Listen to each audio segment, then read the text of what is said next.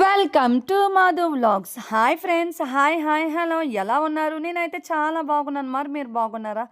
Rice ఐటమ్స్లో ఎప్పటికీ bore కొట్టిన ఒక ఐటెం పేరు చెప్పండి మీరు. నేనైతే మాత్రం ఎగ్ ఫ్రైడ్ రైస్ చెప్తాను. ఎందుకు అనుకున్నారు? ఎగ్ ఫ్రైడ్ రైస్ ఒక ఎమోషన్. ఎంత తిన్నా తినాలనిపిస్తుంది. ఈవెన్ హెల్దీ కూడా. మనం అన్ని వెజ్జెస్ యాడ్ చేసుకొని చేస్తాం కాబట్టిగా చాలా అంటే చాలా టేస్టీగా ఉంటుంది. చూసారా, నేనైతే మాత్రం స్ట్రీట్ స్టైల్లో చేశానండి.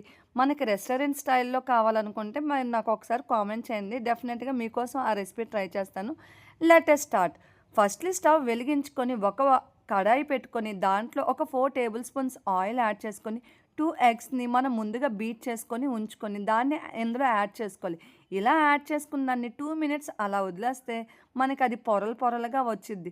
మనకి ఎగ్ ఫ్రైడ్ రైస్లోని ఎగ్స్ అనేది మరీ ఉక్కుర్లా కాకుండా అక్కడక్కడ మనకి తగులుతూ ఉండాలండి. ఈ మాదిరిగా చేసుకుంటూ ఉండాలన్నమాట. ఇలా చేసుకున్న దాంట్లోనే ఒక పావు కప్పు క్యాబేజీ, పావు కప్పు బీన్స్, పావు కప్పు క్యాప్సికమ్, పావు కప్పు క్యారెట్, ఇలా వెజ్జెస్ మీకు అవైలబుల్గా ఉన్న వెజ్జెస్ యాడ్ చేసుకోండి. కానీ మస్ట్ అండ్ షుడ్ ఈ 4 మాత్రం ఇంపార్టెంట్. అలాగే మీ దగ్గర స్ప్రింగ్ ఆనియన్స్ ఉన్నా యాడ్ చేసుకోండి. నా దగ్గర అయితే లేవు కాబట్టిగా నేను స్కిప్ చేశాను. దీన్ని మాత్రం హై ఫ్లేమ్లోనే మనం టాస్ చేస్తూ ఉండాలి. మనము మీడియం ఫ్లేమ్లో పెడితే అవి మెత్తగా ఉడికిపోతాయి. మనకి ఇది ఉడకలేనట్టు మనకు నోటికి చాలా నీట్గా తగులుతుందండి. ఇలా హై ఫ్లేమ్లో టాస్ చేసుకుంటూ కలిపితేనే బాగుంటుంది. అలాగే ఒక టేబుల్ స్పూన్ సాల్ట్ యాడ్ చేసుకొని బాగా అంటే బాగా ఫ్రై చేసుకోవాలి. ఈ వెజ్జెస్ అన్నీ ఆ ఎగ్తో బాగా మిక్స్ అయిపోయి భలే ఫ్లేవర్ వచ్చిద్దండి తినేటప్పుడు.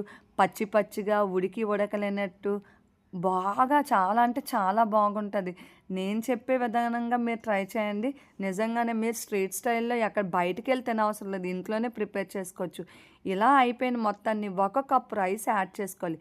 ఇక్కడేనండి మనకి కారం, కాశ్మీరీ రెడ్ చిల్లీ పౌడర్ ఉంటుంది కదా, ఇది మాత్రం యాడ్ చేసుకోండి.